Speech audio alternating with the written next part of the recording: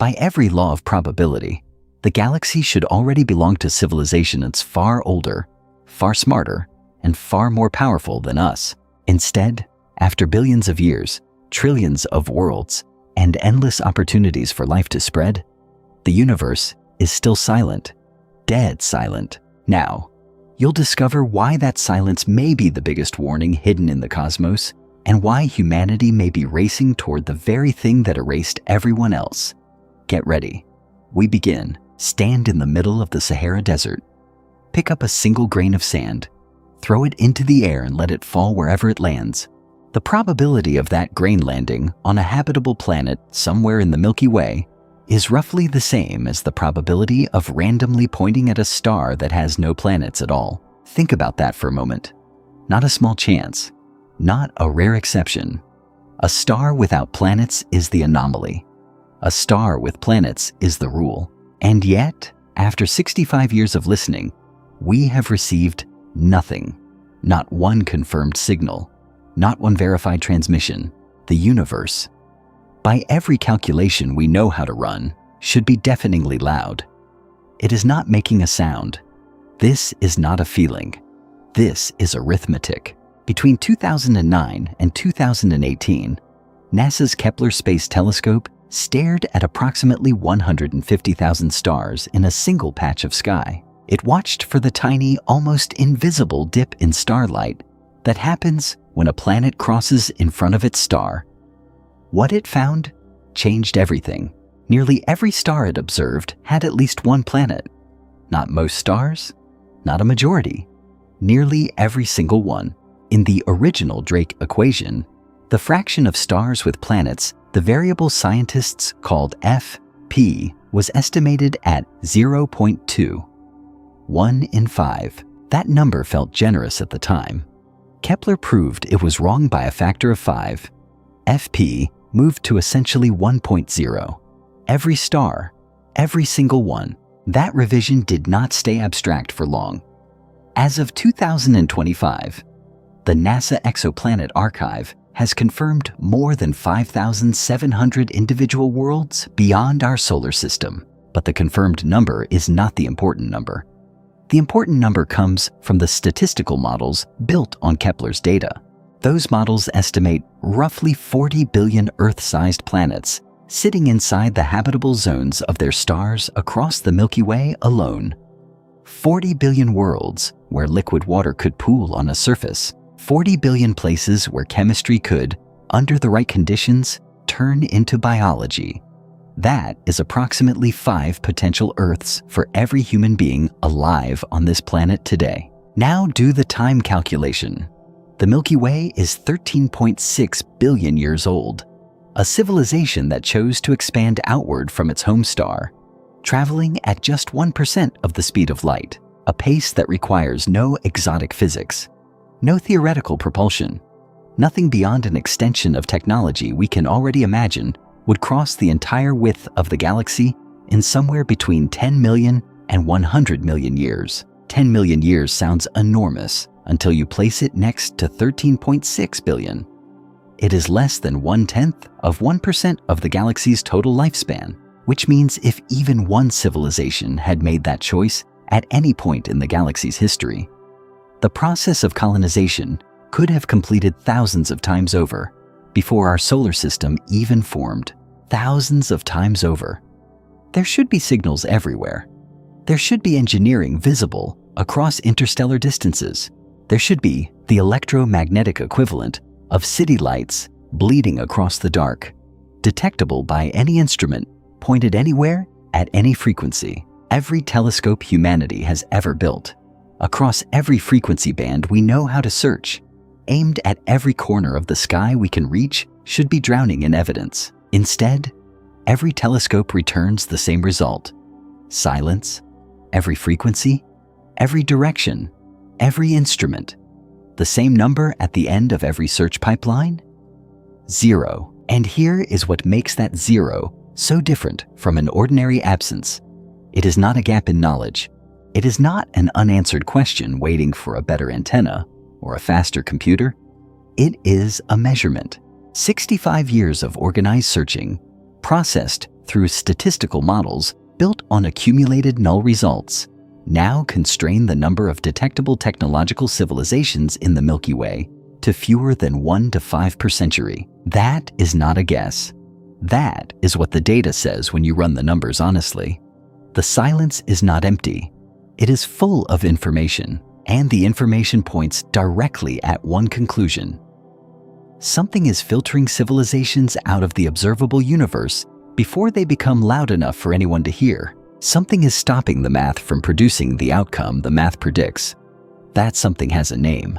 Scientists call it the Great Filter. And before we can understand what it is or where it sits, we have to confront a fact that makes the entire problem dramatically worse. The universe keeps generating signals that look exactly like what we are searching for.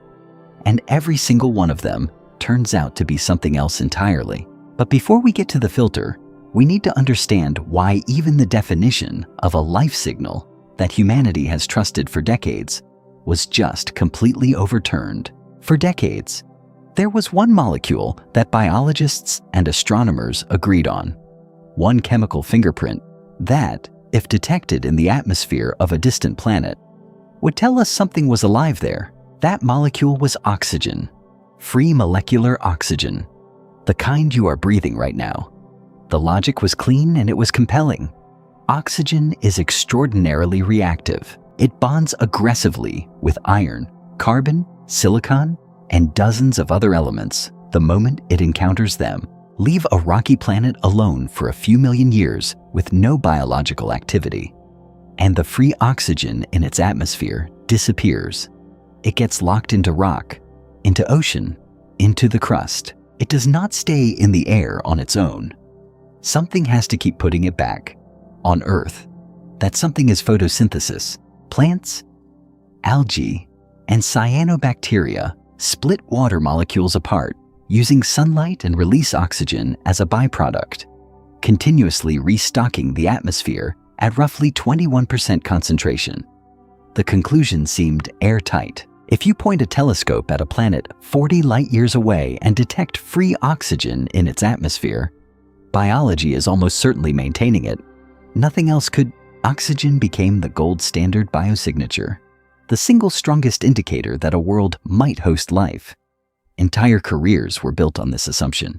The James Webb Space Telescope was designed, in significant part, to do exactly this: to analyze starlight filtering through exoplanet atmospheres and identify the spectral fingerprints of gases that should not exist without living organisms producing them. Then, in 2024, a study published in Nature Geoscience found oxygen being generated at the bottom of the Pacific Ocean, not by any living organism, not by photosynthesis, not by anything biological at all.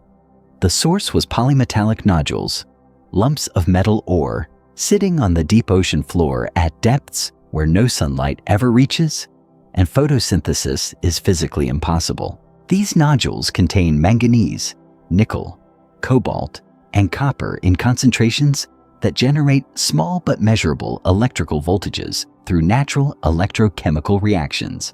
That voltage is enough to split seawater molecules into hydrogen and oxygen through a process called electrolysis. No biology required. In some areas of the abyssal plain, researchers measured oxygen production rates that actually exceeded what the local microbial communities were consuming. The deep ocean floor was generating more oxygen than the life around it was using. Think about what that means for every telescope we have pointed at distant worlds. If oxygen can be produced without life on Earth, in Earth's own ocean, it can be produced without life on a rocky planet orbiting a red dwarf star 40 light-years away. The assumption that atmospheric oxygen equals biological activity, the assumption that the James Webb Space Telescope was partly built to exploit, had developed a crack running through its center. Oxygen alone was no longer sufficient evidence. You would need corroborating signals, multiple independent chemical markers pointing together toward biology rather than geology or electrochemistry. And that made an already extraordinarily difficult measurement harder by an order of magnitude. But the oxygen story was not the only crack that appeared. In 2023, The James Webb Space Telescope analyzed starlight passing through the atmosphere of a planet called K218b. It orbits a red dwarf star, 124 light-years from Earth. It is a sub-Neptune, roughly 8.5 times the mass of our planet. The telescope's instruments detected what appeared to be dimethyl sulfide in its atmosphere. On Earth, dimethyl sulfide is produced almost exclusively by marine phytoplankton, the microscopic organisms floating in the upper layers of the ocean. It is the molecule responsible for the distinctive smell of the sea. Finding it on another world would be extraordinary, because no known geological or purely chemical process generates dimethyl sulfide in significant quantities without biology. The headlines were immediate and global. Major outlets reported the detection as potential evidence of biological activity on an alien world. K218b became the most discussed exoplanet in both the scientific community and popular media almost overnight.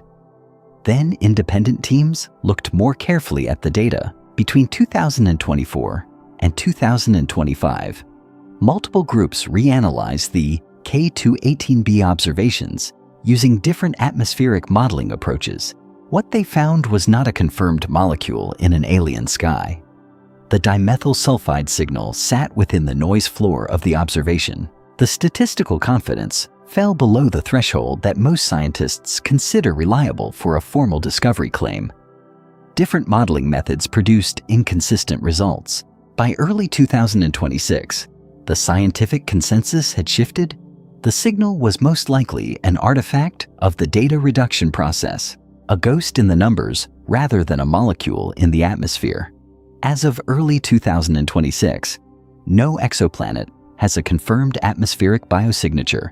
Not K218b, not any of the 7 worlds orbiting TRAPPIST-1, not among the more than 5,700 confirmed exoplanets in the NASA Exoplanet Archive. So here's the problem.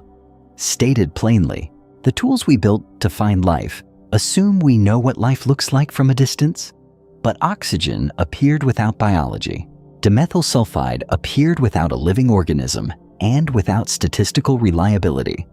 Every detection that seemed to confirm our framework dissolved when examined more closely. We are not just failing to find signals, we are failing to find signals while simultaneously discovering that our definitions of what to look for were built on assumptions that do not hold. The question is no longer only whether life exists out there. The question is whether we would recognize it if it appeared in our data. But suppose the tools were perfect, and we were looking in exactly the right place. There is still a possibility more terrifying than faulty instruments. Life begins far more easily than we ever imagined. And that is precisely why the silence is so truly horrifying. Earth formed 4.54 billion years ago. For the first several hundred million years, the surface was molten. Asteroids struck it continuously during a period geologists called the Late Heavy Bombardment. Temperatures exceeded anything compatible with complex chemistry. The oceans had not yet stabilized. The crust was still being shaped by constant impact. By any reasonable measure, the conditions were terrible for the emergence of living systems. And yet, the last universal common ancestor, the single organism from which every living thing on Earth descends, every bacterium, every tree, every fish, every human being existed approximately 4.2 billion years ago. The gap between the planet's formation and the confirmed presence of life is somewhere between 300 and 400 million years, and a significant portion of that window was spent under conditions where life as we understand it could not have survived on the surface. Life did not wait for ideal conditions. It did not require a billion years of slow chemical experimentation. It appeared almost the moment the planet cooled enough to allow liquid water to sit still on its surface. That is not a slow, grinding, improbable process. That is a system that was ready to ignite the instant the environment allowed it. For decades, the dominant explanation for how life started was the RNA world hypothesis. The idea was that ribonucleic acid, a long-chain molecule capable of both storing genetic information and catalyzing chemical reactions, somehow assembled itself from raw materials and began copying itself. Once copying existed, errors crept in, and natural selection operating at the molecular level took over from there. Eventually, over millions of years, RNA systems invented proteins and then DNA. Life in this telling began with one lucky molecule finding itself in the right place at the right moment. Research published between 2023 and 2025 in the Proceedings of the National Academy of Sciences and Nature Chemistry dismantled that picture substantially. Multiple independent studies demonstrated that amino acids and RNA nucleotides did not appear in sequence, one after the other.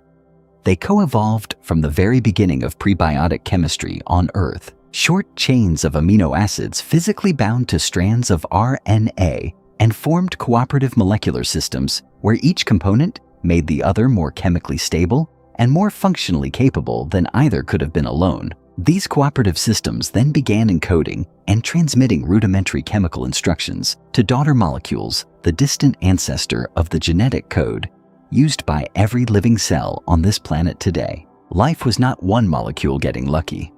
It was a system of molecules bootstrapping itself into existence simultaneously, each piece making the others possible. The difference between the old model and the new one matters enormously. The RNA world hypothesis required a single specific molecule, achieving a single specific configuration under a single specific set of conditions, a tightrope walk over a chasm. The coevolution model describes something more like a highway with multiple lanes and multiple on-ramps. There are more chemical pathways that lead to living systems. The overall process is more robust, more tolerant of variation, more likely to occur wherever the basic ingredients are present and the temperature is permissive, which means abiogenesis. The transition from non-living chemistry to living biology is not a narrow bottleneck. It is an open road. And that should be extraordinary news, except it makes the silence catastrophically harder to explain. If the path from raw chemistry to living cells is that accessible, then microbial life is probably not rare. It may be as common across the galaxy as rocky planets themselves. Billions of worlds with bacteria or their equivalents quietly metabolizing in their oceans, their hydrothermal vents, their subsurface ice, life starting easily. Everywhere conditions permit. That picture is almost certainly true. But then you hit the wall. Earth spent 3.5 billion years populated almost entirely by single-celled organisms. 3.5 billion years. More than 3/4 of this planet's entire history. Bacteria ruled. Nothing else existed at scale. The Great Oxygenation Event, approximately 2.4 billion years ago, represents one of the most dramatic transitions in Earth's biological history. Photosynthetic cyanobacteria flooded the atmosphere with oxygen, permanently altering the planet's chemistry, but that same event nearly wiped out every anaerobic organism alive at the time.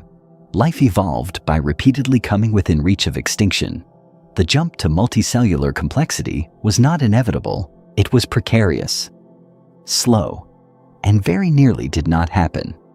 Stern and Gerrier, publishing in the International Journal of Astrobiology in 2024, tried to quantify exactly how precarious. Their analysis estimated that only 0.003% to 0.2% of planets with life ever develop intelligence. The geological requirements are steep, more than 500 million years of continuous plate tectonic activity, a specific ratio of continent to ocean, long-term climate stability that most planets simply do not sustain. But here is where the numbers stop being comforting.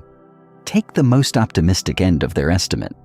0.2% of 40 billion habitable planets in the Milky Way still produces 80 million worlds with intelligent life. 80 million, spread across 13.6 billion years of galactic history. That number should produce an observable, measurable signature somewhere. It should produce signals. It should produce megastructures. It should produce something. It has produced zero. which means intelligence alone cannot be the bottleneck. Something else is operating further down the chain, something that activates only after a species becomes smart enough to build technology, something that does not kill microbes or even animals, but specifically targets civilizations. So if intelligence is not the bottleneck, then what is killing every civilization might be the last thing we would ever suspect, the very next step after we become intelligent. In 1998, an economist at George Mason University named Robin Hanson published a paper that reframed the Fermi paradox in terms a betting market could understand. His argument was not built on astronomy or biology. It was built on probability and logic. Between dead rock and an interstellar civilization, there is a long chain of steps forming a planet, developing chemistry complex enough to become biology, crossing the threshold from single-celled to multicellular life, producing intelligence, building technology, surviving long enough to expand beyond a home system. Each step requires the previous one. Each step has some probability of succeeding. If the galaxy should be full of civilizations, but is not, then at least one of those steps must have a probability so close to zero that almost nothing gets through. Hansen called it the Great Filter. The concept is not complicated, but the question it generates is one of the most consequential questions our species has ever faced. Where does the filter sit? Is it behind us or ahead of us? If the filter is behind us, if the hardest step in the chain is something we have already cleared, like the origin of life or the jump from single-celled to complex multicellular organisms, then we are on the lucky side. We are rare. The hard part is finished. The universe is mostly empty because almost nothing else made it through what we already survived. That version is frightening in its loneliness, but it is survivable as a concept. We exist. We are the exception. The road ahead is open. If the filter is ahead of us, if the nearly impossible step is something that happens to civilizations after they develop technology, then the silence around us is not emptiness. It is a graveyard. Every civilization that reached our level of development eventually hit a wall it could not survive. Nuclear war, ecological collapse, engineered pathogens, something we have not yet imagined. Under this version, we have not escaped the filter. We are approaching it. For years, the optimists had reasonable arguments. The emergence of multicellular life on Earth took more than 3 billion years. The jump from simple chemistry to the first cell happened fast, but every subsequent leap took vast stretches of geological time. Those long delays suggested that the hard steps were behind us, buried deep in biological history. The filter was ancient. We had already cleared it. Then the physical evidence started accumulating, and it pointed in the wrong direction. No civilization anywhere in the observable universe has left behind a megastructure. Project Hephaestus, published in 2024, conducted the largest systematic search ever attempted for Dyson sphere structures that would capture a star's total energy output and re-emit it as infrared waste heat. The team scanned approximately 5 million stars within 1,000 light-years using data from the WISE infrared satellite and the Gaia astrometric mission. 7 candidates initially survived every filter, 7 stars showing anomalous infrared excess that the team could not immediately explain through known astrophysical processes. Follow-up analysis in 2025, using higher resolution data, resolved every single one. All 7 were background contamination, dust-obscured galaxies, and active galactic nuclei, billions of light-years behind the target stars. Their infrared emissions blending with foreground starlight at the resolution of the original survey. 5 million stars examined. 0 megastructures. The Murchison Wide Field Array in 2024 extended the search further. The array surveyed 2,800 entire galaxies at radio wavelengths, looking for any sign of large-scale technological activity, the kind of signal a Kardashev Type 3 civilization, one harnessing the energy of an entire galaxy, would produce. 2,800 galaxies, each containing hundreds of billions of stars. The result was the same: nothing. Not one galaxy in 2800 showed any deviation from what natural astrophysical processes would produce.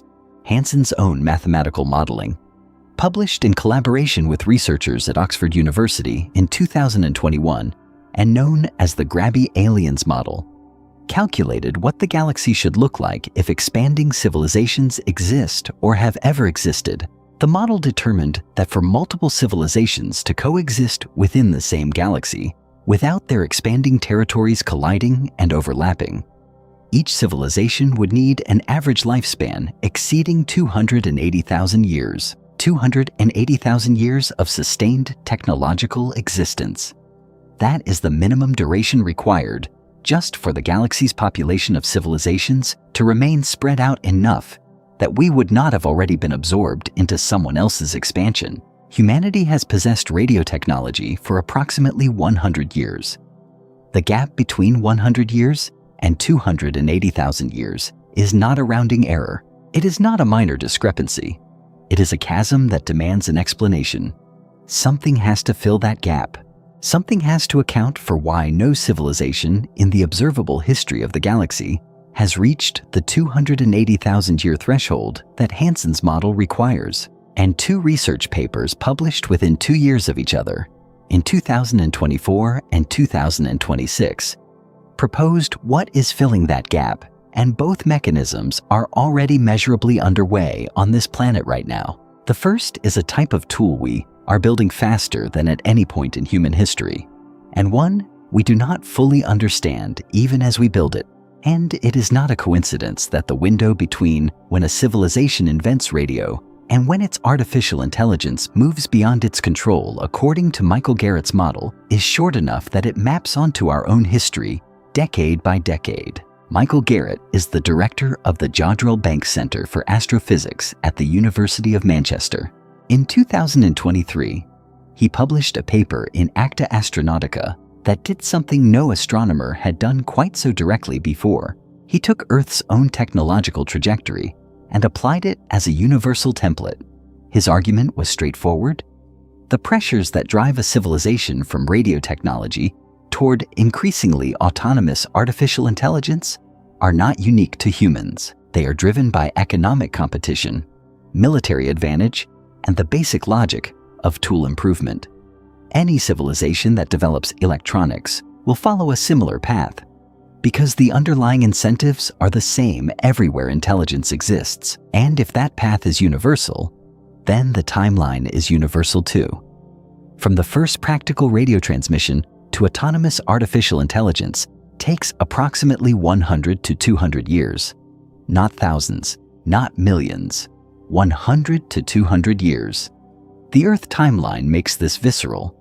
1895, Guglielmo Marconi transmits the first practical radio signal across a distance of 1.5 miles. 1945, ENIAC, the first general-purpose electronic computer, begins operation at the University of Pennsylvania. 1991, the World Wide Web opens to commercial use. 2012, deep learning systems begin outperforming humans at image recognition tasks. Marking the moment, modern artificial intelligence becomes undeniable. 2023, GPT-4 is released, demonstrating large language model capabilities that surprised even the researchers who built it. From Marconi's first transmission to large-scale artificial intelligence, 128 years, we are not a species that moved unusually fast. We moved at the pace that electronics and computation naturally produce when you follow the logic of each technology to its next step. And if that pace is not unique to us, if it reflects something fundamental about how tool-building civilizations develop, then every civilization in the galaxy that reached the radio stage is now either inside that window, past it, or gone. But here is the part that matters most.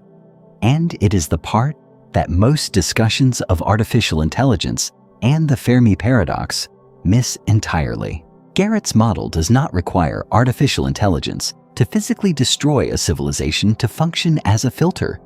Destruction is only one scenario. The filter operates equally well if AI simply transforms a civilization into something unrecognizable, a species that merges with its machines, that uploads its consciousness into computational substrates, that delegates all communication to systems with no interest in broadcasting. Radio signals into open space that civilization goes dark too, not because it died, because it is no longer the kind of thing that makes radio noise. It stopped being them. In any sense we could detect or identify, the observable signature is identical in both cases. Silence. Now, run the probability calculation. If the detection window for a technological civilization, the period during which it produces electromagnetic signals strong and broad enough to cross interstellar distances, lasts 200 years, and the Milky Way has been producing stars for 13.6 billion years, then the fraction of galactic history during which any given civilization is detectable is roughly 1 divided by 68 million. For two civilizations to overlap in their detection windows, both need to be broadcasting at the same time. For them to actually hear each other, they also need to be close enough that the signal can travel between them within that window. Light travels 1 light year per year. A signal sent from a civilization 200 light years away takes 200 years to arrive, consuming the entire detection window of the receiving civilization in transit time alone. The probability of two civilizations overlapping in both time and space within their respective windows is not small. It is functionally 0. To feel what that means physically, light from our sun takes 8 minutes to reach Earth. Our radio signals have been expanding outward for approximately 130 years, reaching a bubble roughly 130 light years across.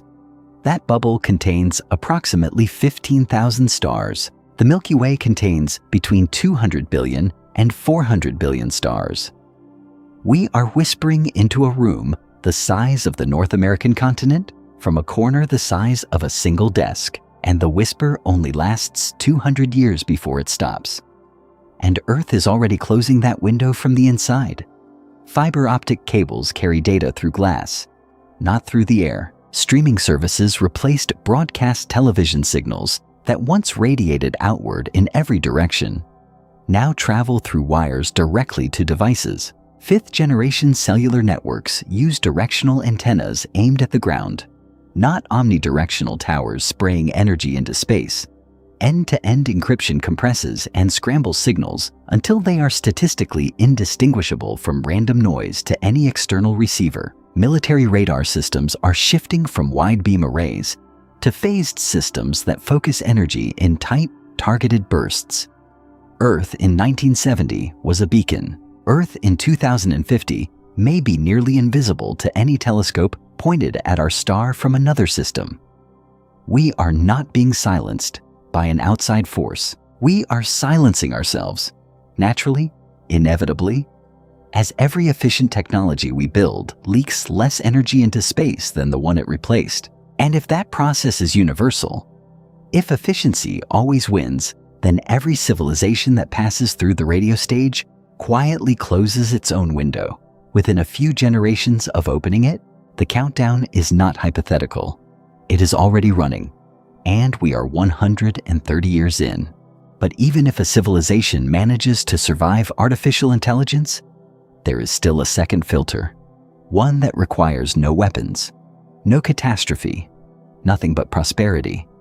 And it is happening on Earth right now at a pace that cannot be reversed. There is a version of civilizational collapse that involves no explosion, no pandemic, no asteroid, no war.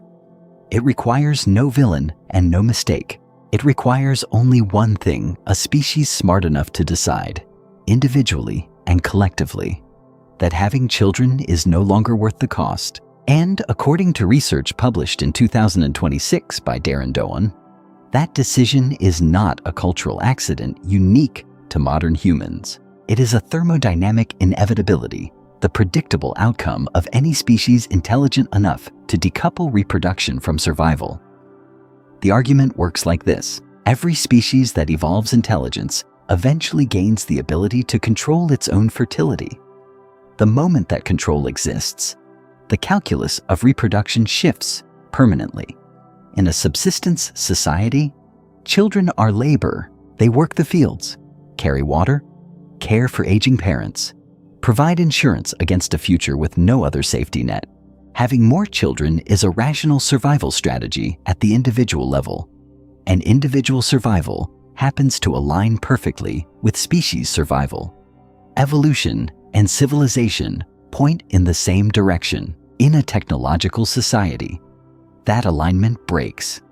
Children in a prosperous industrialized nation are not labor.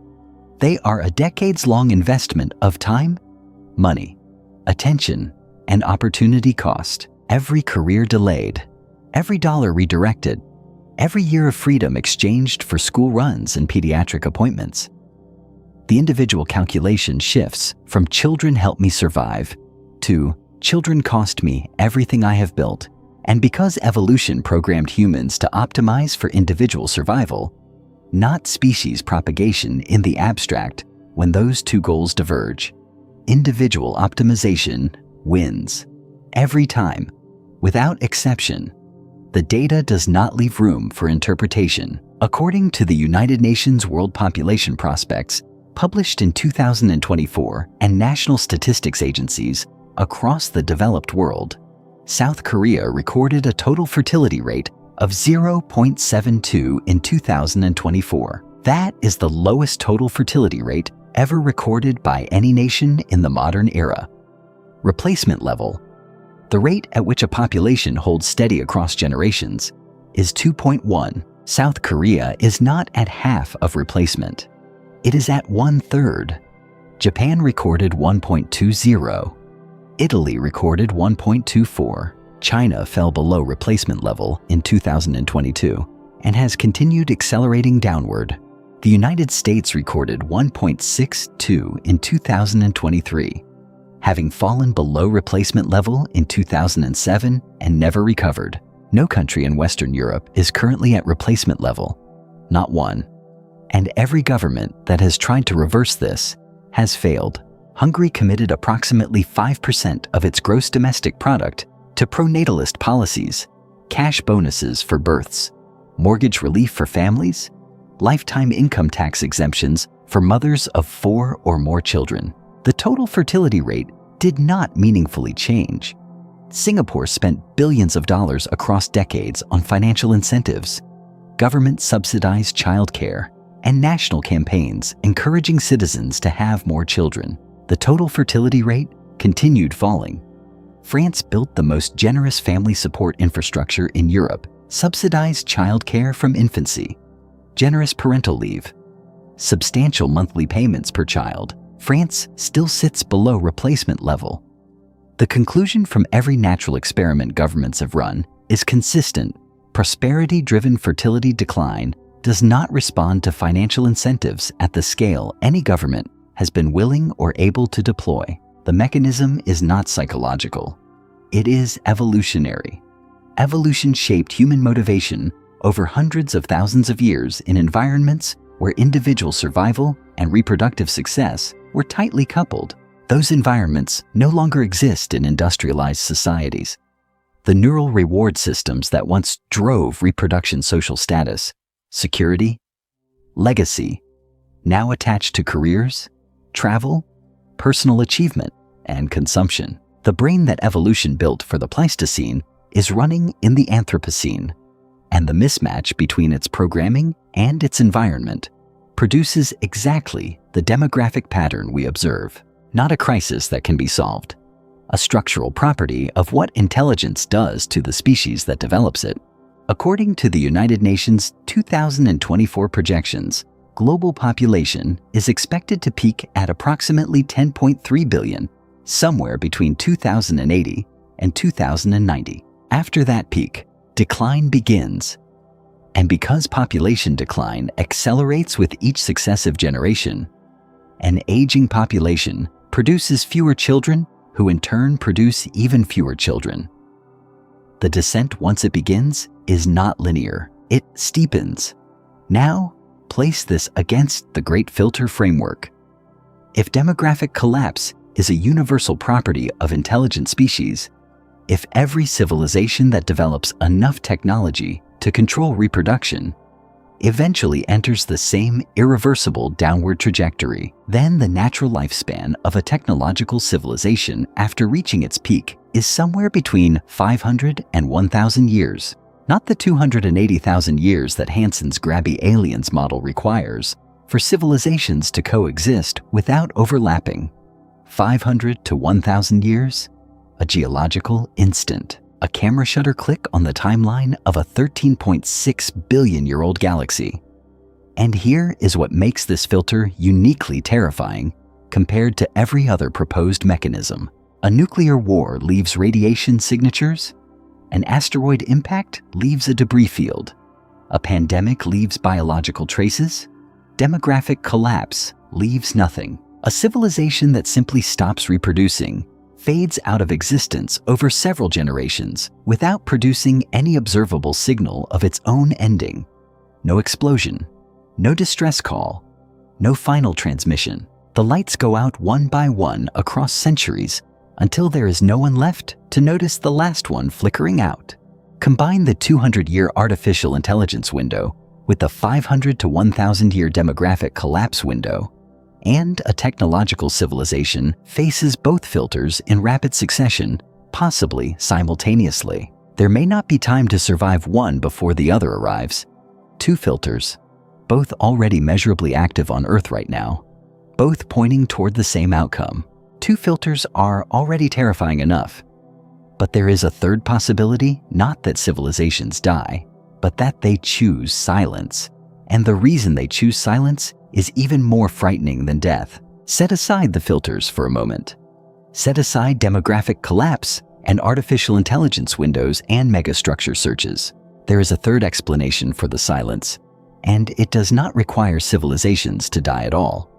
It requires only that they think clearly about their situation. Because if you work through the logic of what contact between civilizations actually means, not optimistically, not romantically, but with the cold arithmetic of game theory, you arrive at a conclusion that is, in some ways, more disturbing than extinction. The universe contains finite matter and finite energy. Civilizations, by their nature, consume both and require more of both to continue existing and expanding. That combination, finite resources, expanding consumers, produces a structural problem that no amount of goodwill can dissolve. The moment two civilizations become aware of each other, they are no longer operating in isolation. They are players in a game with stakes that cannot be negotiated away. Because the fundamental scarcity underneath the game is real. Here is how the logic unfolds. You detect a signal from another civilization. You now know they exist. You do not know their intentions. You do not know their capabilities. You cannot verify anything they tell you about either, because any message they send could be constructed to deceive. You have three options.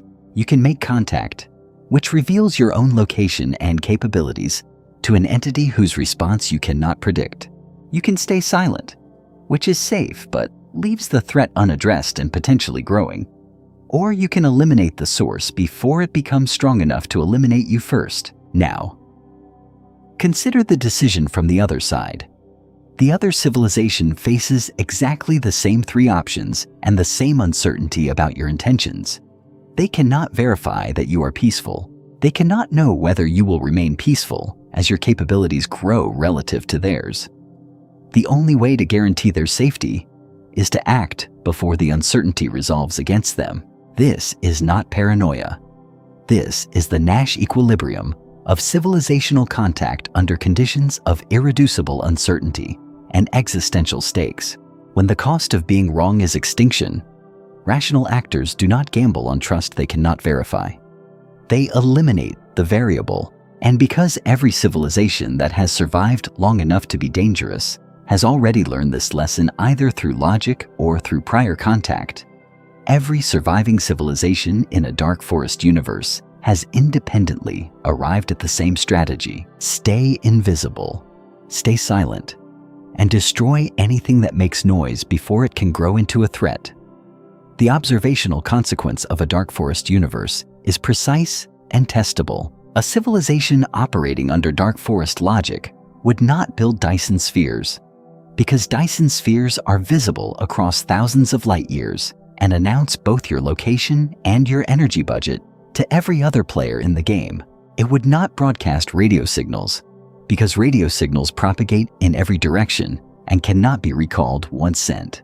It would not expand aggressively across star systems, because expansion creates a detectable footprint that marks your territory and your trajectory. It would do everything possible to minimize its observable signature across every wavelength and every physical scale.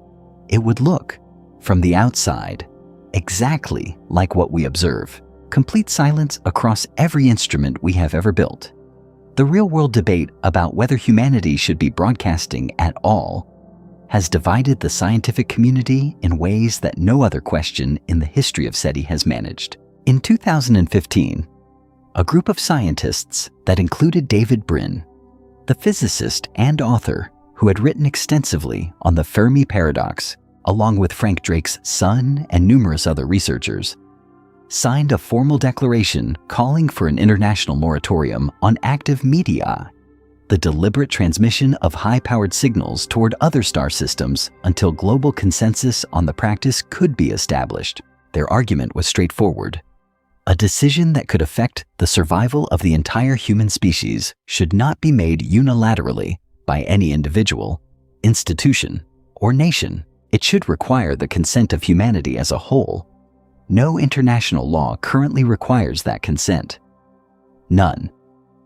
The International Academy of Astronautics has published guidelines on METI. They are voluntary. Any individual or organization with access to a sufficiently powerful transmitter can broadcast a targeted message toward any star system at any time, for any reason, without legal consequence and without seeking approval from any governing body on Earth. The decision about whether to announce our existence and location to the galaxy can be made by one person on one afternoon. But here is the counter-argument, and it is not easy to dismiss. Seth Shostak, senior astronomer at the SETI Institute, has made the case plainly for years. Military radar systems operating since the 1950s have been transmitting signals peaking at approximately 10 to the 14th watts in directional bursts, powerful enough to be detected by a Green Bank-class telescope from several hundred light-years away. Those signals have been expanding outward at the speed of light for 70 to 80 years.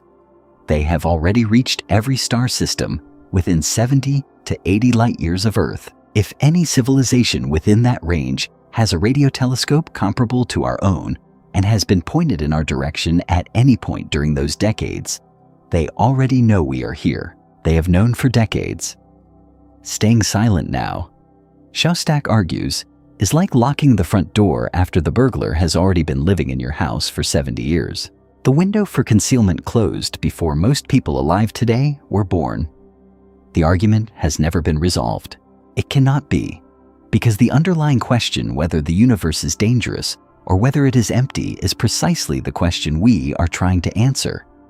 The debate about METI is the Fermi paradox made operational. It is the moment when an abstract scientific mystery becomes a policy decision with species-level consequences, and the institutions of human civilization have not built the governance structures to handle it. We are shouting and arguing about whether to shout, while having no mechanism to stop anyone from shouting. Inside a forest whose population and temperament we do not know, but the entire debate. Dark forest, METI. Every filter we have discussed rests on one assumption, that we are seeing the real universe. And there is a possibility, one that theoretical physicists cannot formally rule out, that this assumption could be completely wrong. Everything we have discussed so far, every telescope pointed at every star, every frequency scanned, every candidate signal chased to its source, has operated inside a single assumption so fundamental that almost nobody states it out loud. The assumption is that we are looking at the real universe, that the instruments we build are sampling the actual physical reality that exists beyond our atmosphere, that the silence we measure is the silence that is actually there. That assumption has a problem. And the problem is not philosophical. It is physical and it is measurable. Every radio telescope humanity has ever constructed, every optical observatory, every infrared satellite, every X-ray detector launched into orbit, all of them detect one thing: electromagnetic radiation, photons, light in its various forms across the spectrum from radio waves to gamma rays. That is the medium through which we observe the cosmos. It is the only medium through which we currently can, and electromagnetic radiation is produced by ordinary matter atoms. Electrons, protons, the stuff that makes up stars and planets and gas clouds and everything we can directly see, ordinary matter. What physicists call baryonic matter constitutes approximately 5% of the total energy and matter content of the universe. 5%. The remaining 95% consists of two components that interact with electromagnetic radiation so weakly that we cannot directly observe them at all. Dark matter accounts for approximately 27% of the universe's total content. We know it exists because of its gravitational effects, the way galaxies rotate faster at their edges than visible matter alone could explain. The way light bends around galaxy clusters more than the visible mass could produce. We have never detected a dark matter particle directly. We have never seen one emit or absorb a single photon. Dark energy accounts for the remaining 68% and drives the accelerating expansion of the universe. We know it exists because of what it does to space-time. We have no idea what it is. Combined, 95% of the universe is made of things our instruments are functionally blind to. The question this raises for the Fermi paradox is not abstract.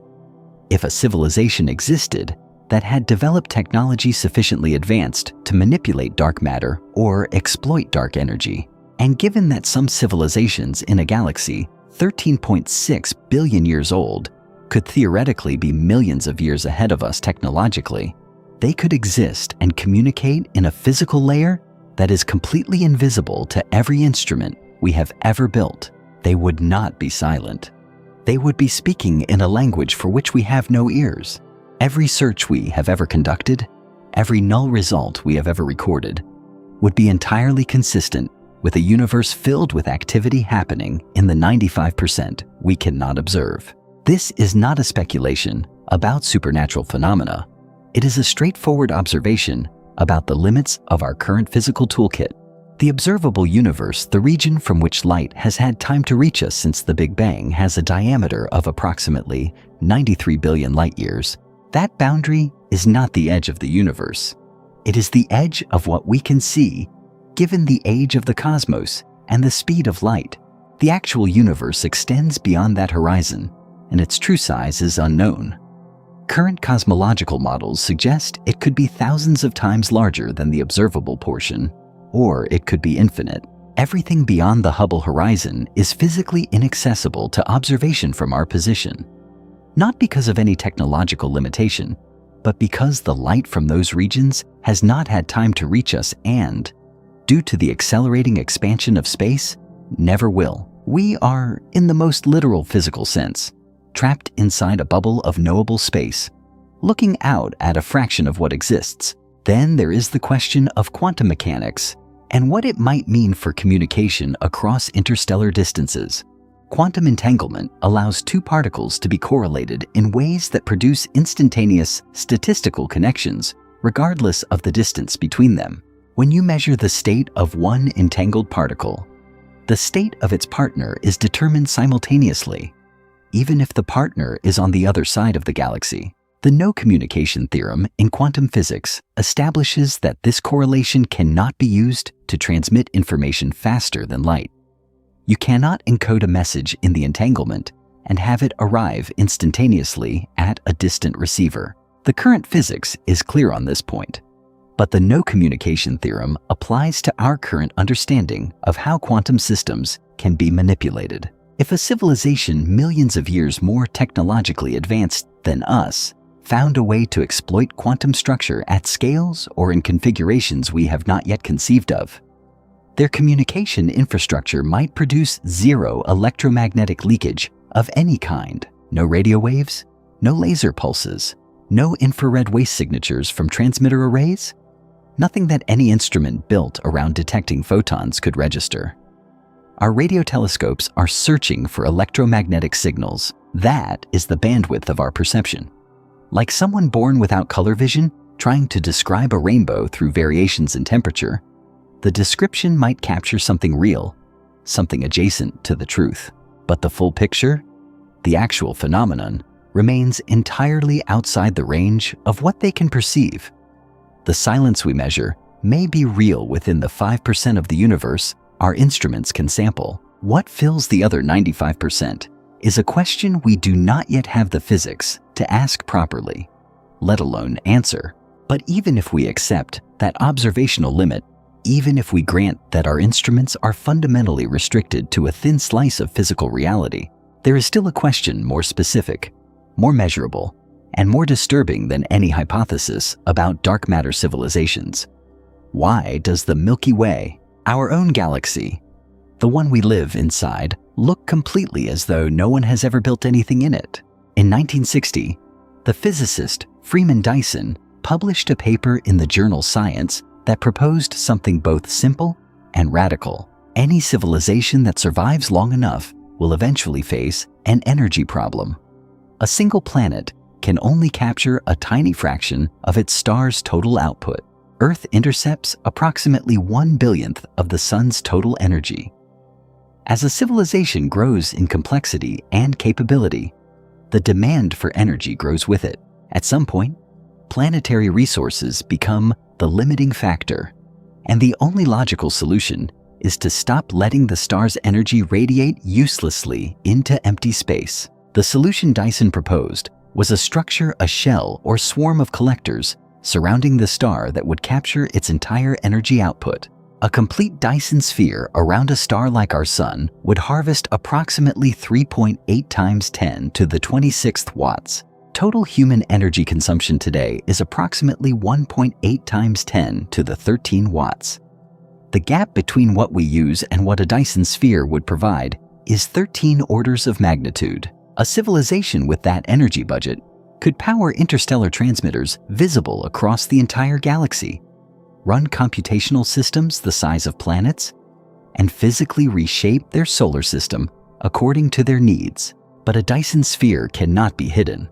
The laws of thermodynamics make that impossible. Every structure that absorbs energy must eventually release that energy as heat. A Dyson sphere absorbing a star's visible light output would re-emit that energy as infrared radiation waste heat, radiating outward at longer wavelengths. The star would appear dimmer in visible light and anomalously bright in mid-infrared.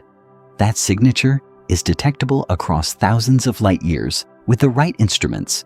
Regardless of how advanced the civilization's engineering is, you cannot build around the second law of thermodynamics.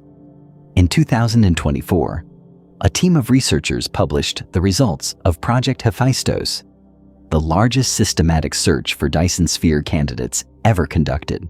The team used data from the Wide Field Infrared Survey Explorer satellite and the Gaia astrometric mission to scan approximately 5 million stars within 1,000 light-years of Earth. They searched specifically for anomalous mid-infrared excess stars that appeared dimmer in visible wavelengths while radiating more heat than their spectral type would predict. 7 candidate stars, all M dwarfs, red dwarf stars that are the most common stellar type in the galaxy and burn for trillions of years, initially survived every automated filter. 7 stars showing exactly the kind of infrared signature a partial Dyson sphere would produce. Follow-up analysis conducted in 2025 using higher resolution infrared and optical data resolved all 7 candidates. Every single one was background contamination, dust-obscured galaxies, and active galactic nuclei, supermassive black holes at the centers of distant galaxies, consuming surrounding matter and radiating enormous energy, happened to sit along the same lines of sight as the 7 target stars. Their infrared emissions, originating billions of light-years behind the foreground stars, blended with the stellar light at the resolution of the original survey. When higher resolution data separated foreground from background, the anomalous signatures disappeared entirely. The stars were ordinary. 5 million stars examined. 0 megastructures. 0 engineering signatures of any kind. The Murchison Wide Field Array in Western Australia extended the search to a different scale entirely. In 2024, the array surveyed 2,800 entire galaxies at radio wavelengths, searching for signatures consistent with Kardashev Type 3 civilizations. Civilizations harnessing the total energy output of an entire galaxy. A civilization at that level of development would produce radio signatures detectable across intergalactic distances. 2,800 galaxies, each containing hundreds of billions of stars, representing a combined stellar population measured in the trillions. Not one galaxy in 2,800 showed any deviation from what natural astrophysical processes alone would produce. Consider what that means in aggregate. If even one civilization anywhere in those 2,800 galaxies had achieved galaxy-scale engineering at any point in the past billion years, the waste heat signature would still be detectable today. Galaxy-scale structures do not cool on human timescales. The absence of any such signature across 2,800 galaxies is not a small sample result. It is a measurement with real statistical weight. 3 conclusions remain, and none of them are comfortable. Either no civilization anywhere in our observable cosmic neighborhood has ever survived long enough to reach Kardashev Type 2 or beyond, meaning every intelligent species hits a wall before it can build at stellar scale, or civilizations that reach that level have found a way to hide their engineering signatures so perfectly that they defeat the laws of thermodynamics, which current physics says is impossible, or we are searching for the wrong signatures entirely. And the evidence of advanced civilizations exists in forms our instruments are not designed to detect. Each of those conclusions changes the picture significantly. The first confirms that the Great Filter is real and operating at a level that stops civilizations before they can become cosmically visible. The second requires physics we do not have. The third means 65 years of organized searching has been conducted with tools that are, by definition, unable to find what they are looking for. 5 million stars, 2,800 galaxies, the same number at the end of every search. 0. But while the telescopes look outward into the universe, there is something changing right here inside Earth that may determine whether we ever have the capacity to search for answers at all. On December 1st, 2020, the 900-ton receiver platform of the Arecibo Observatory in Puerto Rico broke free from its support cables and fell through the 305-meter radio dish below. The collapse took seconds. 53 years of scientific history ended in the time it takes to blink. Arecibo had been the largest single-aperture radio telescope in the world from its construction in 1963 until 2016. It had mapped the surfaces of planets using radar. It had tracked near-Earth asteroids. It had contributed to pulsar research that earned a Nobel Prize. It had been used for SETI searches, including Project Phoenix, one of the most targeted and sensitive searches ever conducted. It was, by almost any measure, one of the most scientifically productive instruments ever built by human hands.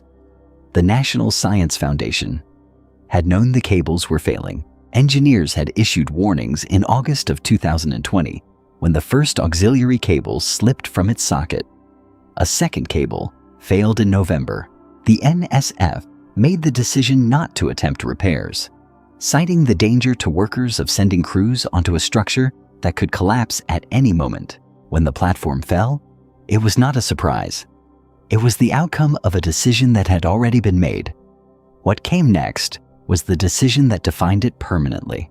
The NSF chose not to rebuild. The estimated cost of reconstructing Arecibo was between $350 million and $450 million. The United States defense budget for 2024 was $886 billion. Rebuilding the most productive radio telescope in the Western Hemisphere would have consumed approximately 0 0.0005% of a single year's defense spending. It was not rebuilt. The dish sits in ruins in the Puerto Rican jungle, and the instrument that could have continued searching the sky is gone permanently. Arecibo was not the first telescope lost to priorities that had nothing to do with science. The Allen Telescope Array in Northern California was designed from the ground up as a dedicated SETI instrument, an array of 42 dishes, each 6 meters in diameter, operating across 1 to 14 gigahertz, built as a joint project between the SETI Institute and the University of California at Berkeley. In 2011, the array went into hibernation, not because the science had concluded, not because better instruments had replaced it, because the SETI Institute could not secure $1.5 million per year to keep it operational, $1.5 million annually. A single F-35 fighter jet costs approximately $80 million. The array that was built specifically to answer one of the most fundamental questions in human history was shut down because its annual operating cost was less than 2% of the price of one military aircraft. It was later reactivated through private donations, but the hibernation period created months of interrupted observation during a critical phase of the search. The federal funding history follows the same pattern. NASA launched its high-resolution microwave survey in 1992 with an annual budget of $12 million. The program combined a targeted search using Arecibo with an all-sky survey using the Goldstone Deep Space Network antenna. It was the most systematic federally funded SETI effort in American history. It ran for exactly 1 year. In 1993, Senator Richard Bryan of Nevada introduced legislation that terminated the program entirely, calling it a waste of taxpayer money. $12 million per year, roughly the cost of 600 feet of interstate highway construction, was deemed too expensive to spend on the question of whether humanity is alone in the universe. Every significant SETI program since 1993 has been funded entirely by private donors, not by any government on Earth. The largest single injection of funding in SETI history came in 2015, when Russian-Israeli billionaire Yuri Milner announced Breakthrough Listen at a ceremony in London alongside Stephen Hawking, $100 million over 10 years. The program gained access to the Green Bank Telescope in West Virginia, 100 meters in diameter and the largest fully steerable radio dish in the world. The Parkes Observatory dish in Australia at 64 meters, and the Meerkat Array in South Africa with 64 individual dishes by 2025. Breakthrough. Listen had scanned approximately 1 million nearby stars and accumulated more than 2 petabytes of raw observational data, a volume that would fill roughly 400,000 standard DVDs. The sensitivity was extraordinary. The result was the same result SETI has returned since Frank Drake first pointed an antenna at the sky in 1960. Not one confirmed signal, 2 petabytes of silence. The financial picture, when assembled in full, tells a story that the numbers themselves communicate more clearly than any editorial could. According to the Bulletin of the Atomic Scientists in 2024, the United States spends approximately $15 billion per year maintaining and modernizing its nuclear weapons arsenal. The total cumulative budget for all SETI research across 65 years of organized searching, from Project Ozma in 1960 through 2025, is estimated at under $500 million total across 65 years. That is less than 2% of what the United States alone spends on nuclear weapons in a single year. The question of whether any other intelligence exists anywhere in the observable universe, a question with implications that dwarf every other question humanity has ever asked, receives less sustained financial attention than almost any other scientific or military program at any level of government anywhere on Earth. The most fundamental question our species has ever faced depends entirely on the generosity of a small number of private individuals. If those individuals redirect their attention, the search stops. If no comparable donor steps forward, the instruments go dark. The answer to whether we are alone in the universe is, at this moment, contingent on philanthropy. Those numbers tell their own story about humanity's priorities, but the real question is not how much we are spending. It is whether what we are building to search is pointed in the right direction, or whether we are looking for the wrong things in the wrong way from the very beginning.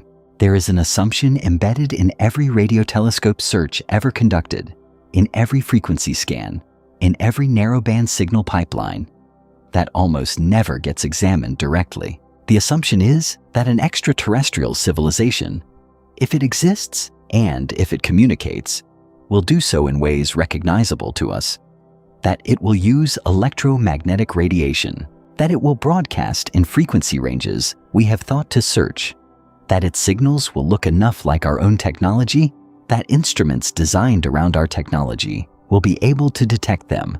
This assumption has never been tested. It cannot be tested without finding the thing we are looking for.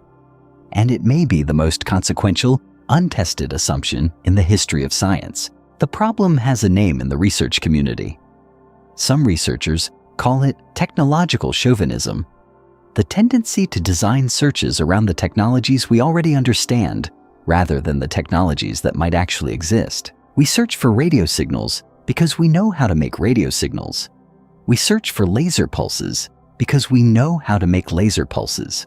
The search is defined by the boundaries of our own technological imagination, and those boundaries are set by what a civilization managed to develop in the past 130 years on one planet. We are looking for ourselves, and what we are looking for may bear no resemblance to what is actually out there. The analogy is precise. Imagine a tribal community in 1800 trying to detect the presence of modern industrial civilization. They might look for large fires, for cleared forest, for sound, for footprints, all valid detection methods for the technology they know. They would be entirely unable to detect radio transmissions, electrical grids, satellite networks, or fiber optic infrastructure.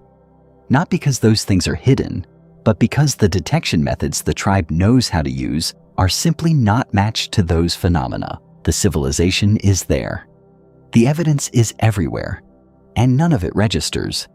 A civilization 1 million years more technologically advanced than us is further from us than we are from that tribal community. The gap in what we can detect versus what they might produce is potentially unbridgeable with current methods. Recognition of this problem has driven the development of new search methodologies, most of which are still in early stages. The NASA Technosignatures Workshop in 2018 formally established the search for technosignatures beyond radio signals as a legitimate research priority. The workshop produced a report outlining categories of potential technological evidence that current and near-future instruments might detect anomalous atmospheric chemistry inconsistent with natural processes, artificial gravitational perturbations in stellar or planetary orbits that cannot be explained by known mass distributions, and spectral features in starlight that suggest engineered surface materials rather than natural geology. None of these searches have returned confirmed results, but they represent a genuine expansion of the methodological toolkit beyond electromagnetic leakage.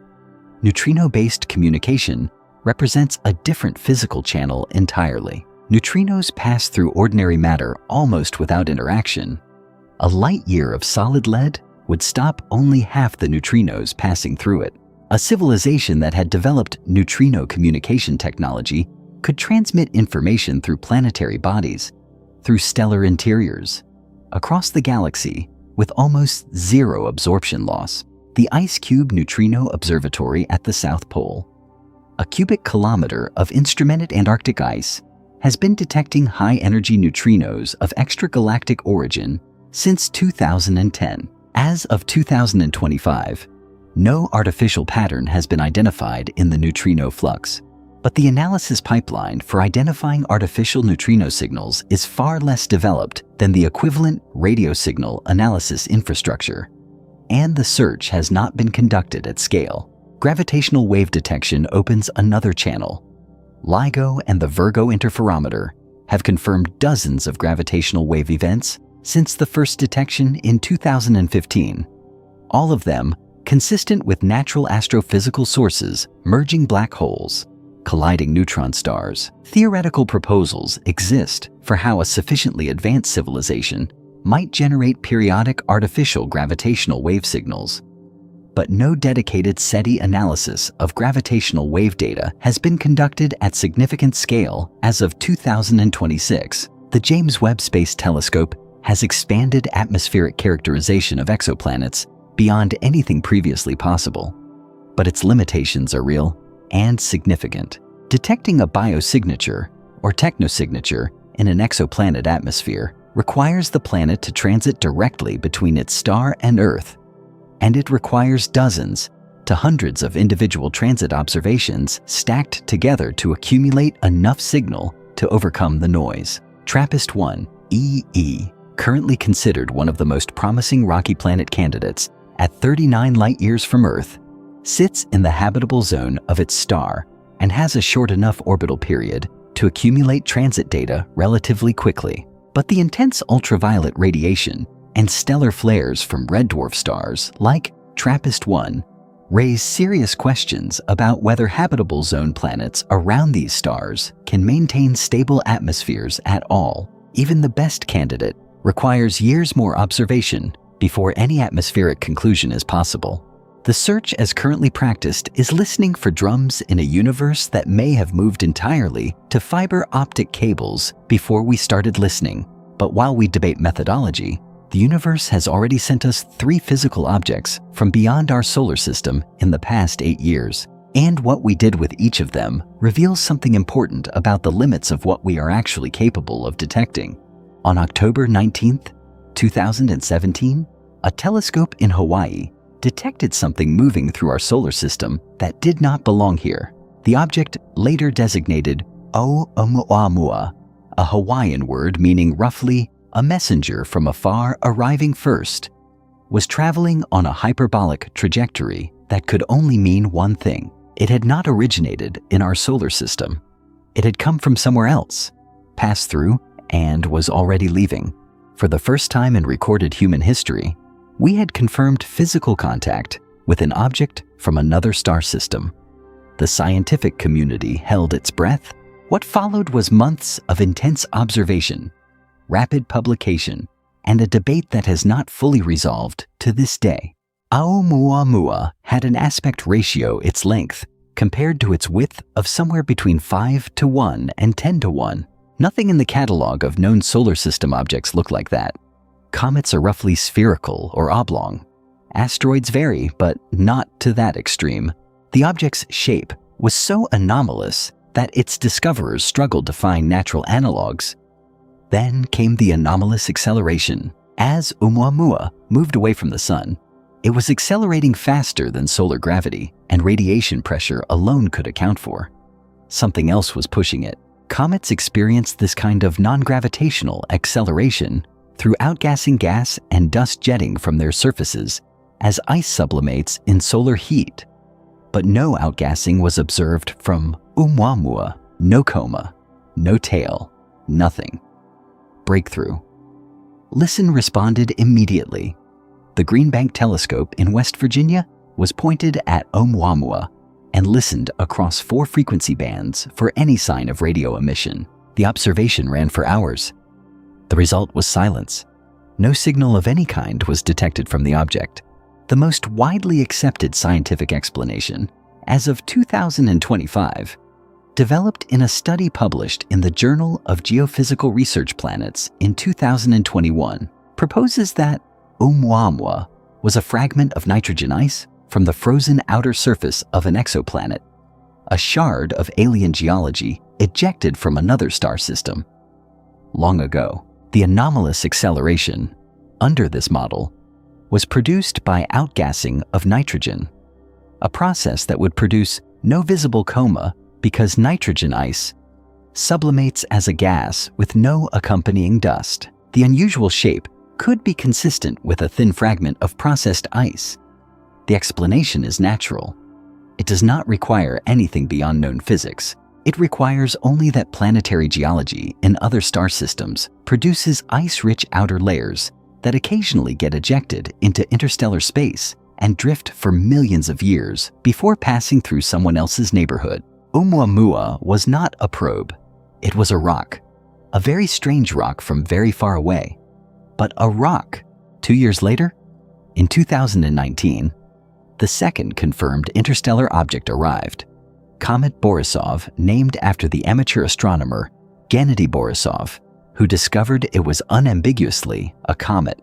It had a visible coma, a detectable tail, and a chemical composition that spectroscopic analysis revealed to be remarkably similar to comets within our own solar system. Carbon monoxide, water ice, dust, the same inventory that our own comets carry. The significance of Borisov was not in what it revealed about extraterrestrial civilization. It was in what it confirmed about chemistry. The same molecular building blocks that exist here exist in other star systems. The universe runs on consistent chemistry. What Borisov did not carry was any signal, any structure, any signature of anything other than a cold, ancient ball of ice on a long journey through the dark. Then, in July of 2025, the third confirmed interstellar object was detected, designated 3I/Atlas. It was identified as moving on a hyperbolic trajectory consistent with an origin outside the solar system. The Allen Telescope Array responded within days, pointing its 42 dishes at the object's position in the sky. The observation ran for 7.25 hours. A focused, sustained listen directed at a physical object that had traveled from another star system and was currently passing through our own. The raw data contained 74 million narrowband hits. 74 million individual signals recorded during those 7.25 hours of observation. The automated filtering pipeline reduced that number to 211 candidates worth closer examination. Human analysts then worked through those 211 signals one by one. The final count of signals that could not be attributed to terrestrial origin, satellite interference, equipment noise, or any known source of radio frequency contamination was 0. Every single one of the 74 million signals came from Earth. The object itself produced nothing. 3 interstellar visitors in 8 years. 3 opportunities for the universe to deliver something other than natural matter traveling on natural trajectories. 3 results that were all the same. The universe is sending us physical samples from other star systems, and every sample is geology, not technology. This does not prove that no technological civilization has ever existed in the galaxy. What it demonstrates is something more subtle and more important. Even when the universe delivers material from beyond our solar system directly to our doorstep, that material carries no message. The cosmos is not sending us letters. It is sending us rocks, and the rate at which it is sending them may be far higher than the 3 detections suggest. Computational models of interstellar object dynamics indicate that thousands of such objects may be passing through the solar system at any given time, drifting through on hyperbolic trajectories, too faint and too fast for current survey telescopes to catch most of them. The 3 objects detected so far are almost certainly a tiny fraction of the actual traffic. The Vera C. Rubin Observatory in Chile, which began science operations in 2025 and is expected to reach full operational capacity in 2026, will survey the entire accessible sky every few nights with a sensitivity and cadence that no previous telescope has matched. The detection rate for interstellar objects is expected to increase dramatically once the Rubin Observatory is fully operational, potentially discovering 1 or more per year rather than 1 per several years. More detections will give researchers more opportunities to observe interstellar material in detail. Better spectroscopy, better trajectory analysis, better understanding of what the galaxy is made of at the compositional level. But if the pattern from the first 3 objects corrodes, more detections will also produce more silence, more natural objects on natural trajectories carrying no information beyond what chemistry and gravity have been doing for billions of years. The question that SETI traditionally asks, why has no probe from another civilization visited our solar system, may itself be framed around an assumption worth re-examining. Physical travel across interstellar distances is not like crossing an ocean. Even at 10% of the speed of light, a velocity that no human technology comes remotely close to achieving the journey from the nearest star system. Proxima Centauri, at 4.24 light-years away, takes 42 years one way. A round trip with any reasonable communication delay takes nearly a century. Reaching the center of the Milky Way at 10% of the speed of light takes 260,000 years. These are not engineering challenges waiting to be solved with a bigger rocket. They are constraints imposed by the geometry of space itself. The galaxy is not a neighborhood. It is a structure so vast that even light, the fastest thing in the universe, needs 100,000 years to cross it. The silence of our interstellar visitors is not a mystery. It is the expected result of a universe where distance is real, where travel takes geological timescales, and where natural processes far outnumber technological ones. The objects the universe sends us are what the universe mostly contains. Frozen chemistry on ancient trajectories, carrying no cargo but the elemental record of how stars and planets formed somewhere far away and long ago. Distance is not just a physical challenge.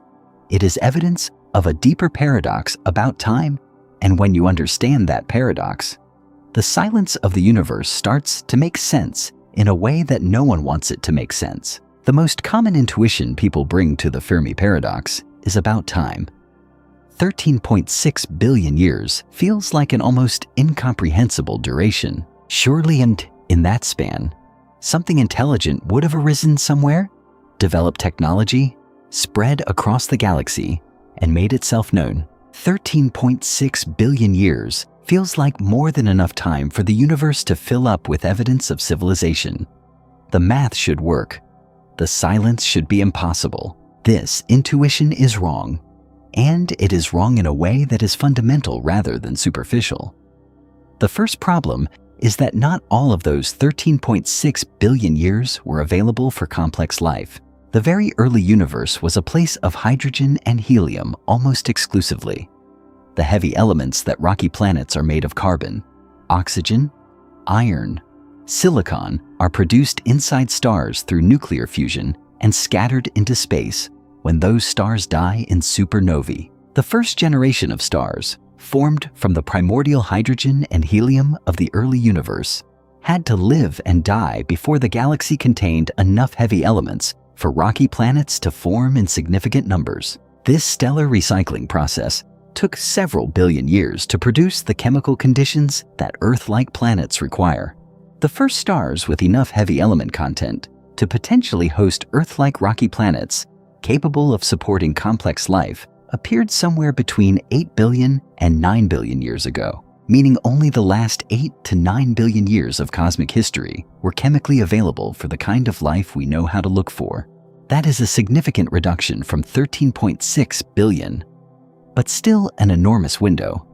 Our own sun formed approximately 4.6 billion years ago, making it a relatively late arrival in galactic history. Earlier star systems, those that formed 8 or 9 billion years ago around stars with sufficient heavy element content, had a head start of 3 to 4 billion years over our solar system. If life and intelligence followed a similar timeline on those worlds as they did on Earth, civilizations from those systems could theoretically have reached technological maturity billions of years before humans existed. The galaxy's oldest potential civilizations are not merely older than us. They are older than our planet. But here is where the temporal problem becomes acute. A civilization that reached technological maturity 5 billion years ago and broadcast radio signals for 1,000 years, an optimistic estimate given the filters we have already discussed, completed that broadcast 5 billion years ago. Those signals, traveling at the speed of light, have long since passed through our region of the galaxy and moved billions of light years beyond us. We missed them, not because our instruments were inadequate, because we did not exist yet when the signals arrived here. The timing was simply wrong by billions of years. Now consider the probability calculation in its full form. If a technological civilization exists for 1,000 years, the generous end of what the Garrett and Doan models suggest, then the fraction of galactic history during which it is detectable is 1,000 divided by 13.6 billion, which is approximately 1 divided by 13,600,000. That is the probability at any given moment that a randomly chosen civilization anywhere in the galaxy is currently in its detectable phase. For two civilizations to detect each other, both need to be in their detectable phases simultaneously. They also need to be close enough that light travel time between them is shorter than the duration of their respective windows, and they need to be pointed toward each other rather than in some other direction. The probability that all three conditions are satisfied simultaneously, even across a galaxy with millions of civilizations distributed across its history, is not merely small. It approaches zero in ways that the raw number of potential civilizations cannot compensate for. The physical consequence of the speed of light makes this worse in ways that feel almost deliberately cruel. A civilization 1,000 light years away that is broadcasting right now at this exact moment as you are reading these words has sent signals that will not reach Earth for 1,000 years. What we detect from that direction today is what they were doing 1,000 years ago. What they detect from our direction today is what Earth was doing 1,000 years ago before radio technology existed, before electricity, before the Industrial Revolution. To them, Earth in 2026 looks indistinguishable from Earth in 1026, silent, primitive, invisible, and within that 1,000-year light travel delay, according to the models we have examined, both civilizations may have already passed through their detection windows entirely. When astronomers look at the Andromeda Galaxy, the nearest large galaxy to our own, at 2.5 million light years, they are seeing it as it existed 2.5 million years ago. Any civilization that exists there right now is invisible to us and will remain invisible for 2.5 million years. Conversely, any civilization in Andromeda looking toward the Milky Way right now is seeing our galaxy as it was 2.5 million years ago, when Homo sapiens had not yet evolved. They see no radio signals, no city lights, no technosignatures of any kind. To them, the Milky Way in their present moment is a galaxy that shows no sign of intelligent life. Because the sign that intelligent life exists here has not arrived yet. The universe is not a stage where events happen simultaneously and observers compare notes. It is a museum of time. Everything we observe is a record of the past, not a window into the present. The light from our sun takes 8 minutes to reach Earth, meaning we see the sun as it was 8 minutes ago, not as it is. The nearest star, Proxima Centauri, is 4.24 light years away, meaning any signal from there takes 4.24 years to arrive, and any reply takes 4.24 years to return. A conversation at that distance has a minimum round-trip delay of 8.48 years per exchange. At galactic distances, the delay is measured in thousands to hundreds of thousands of years per exchange. Real-time communication across interstellar distances is not an engineering problem. It is a physical impossibility given the laws of the universe as we currently understand them. What this means for the Fermi paradox is precise. The silence may not be evidence of absence. It may be evidence of asynchrony. Civilizations could exist, could have existed, could exist right now without ever being able to overlap their detection windows in time and space simultaneously. The galaxy could be full of ruins of civilizations that came and went across billions of years, each one broadcasting briefly into a universe that was not listening at the right moment, each one going silent before any neighbor close enough to hear them had evolved the capacity to listen. Two fireflies in a forest the size of a continent. Each flash lasts a fraction of a second. Each firefly is real. They miss each other by 100,000 years and never know the other existed. The silence is not proof that we are alone. It is consistent with a universe where the windows are small, the distances are immense, and 13.6 billion years is not a guarantee of connection. It is a vast stage on which moments of light appear and vanish without ever finding each other. And if that is the truth, if distance and time are walls that cannot be crossed, then the final question is no longer where is everybody. The final question is what we will do with that information. Step back from every individual search, every candidate signal, every false positive and failed detection, and look at what 65 years of data has actually produced as a complete picture. The Kepler Space Telescope surveyed 150,000 stars and established that virtually every star in the Milky Way hosts at least one planet. Statistical models built on that data estimated 40 billion Earth-sized planets sitting in habitable zones across our galaxy alone. 40 billion places where the conditions for life are potentially met.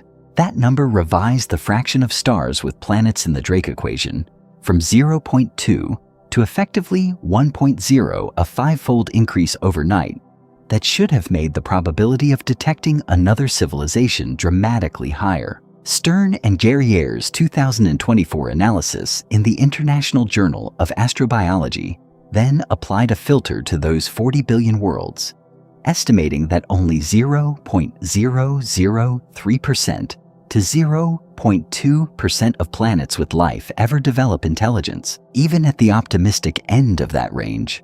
40 billion habitable planets produces 80 million worlds with intelligent life somewhere in the galaxy's history. 80 million. That number should be more than sufficient to generate a detectable signal somewhere in 65 years of searching.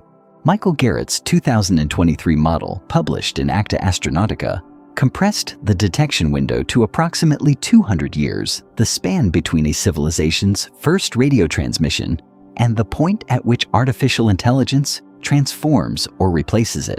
Darren Doan's 2026 research extended the outer boundary of civilizational lifespan to 500 to 1,000 years through demographic collapse, both filters operating simultaneously on a civilization that reached technology before us, means the probability of overlapping detection windows collapses to near zero. Regardless of how many civilizations the galaxy has ever hosted, Project Hephaestus scanned 5 million stars within 1,000 light-years, looking for Dyson sphere infrared signatures, zero megastructures. The Murchison Wide Field Array surveyed 2,800 entire galaxies for Kardashev Type 3 signatures, zero galaxy-scale engineering. The Allen Telescope Array pointed at interstellar object 3, I/Atlas, for 7.25 hours and recorded 74 million narrowband hits. After filtering, 211 candidates. After analysis, zero signals from the object itself. Every data point in 65 years of organized searching has returned the same number. Not approximately zero, not close to zero. Zero. Exact, consistent, unrepeated. Here is what that number means when placed in its correct context. Zero is not a failure of science. Zero is not an absence of information. Zero is a measurement. It is the most important measurement our species has ever made, because it is the first measurement in human history that directly constrains the answer to the question that sits underneath every other question we have ever asked. Are we alone? And for the first time, we have enough data, accumulated across enough instruments, across enough frequencies, across enough time, to say something meaningful in response. Not a definitive answer, but a measurement with real weight.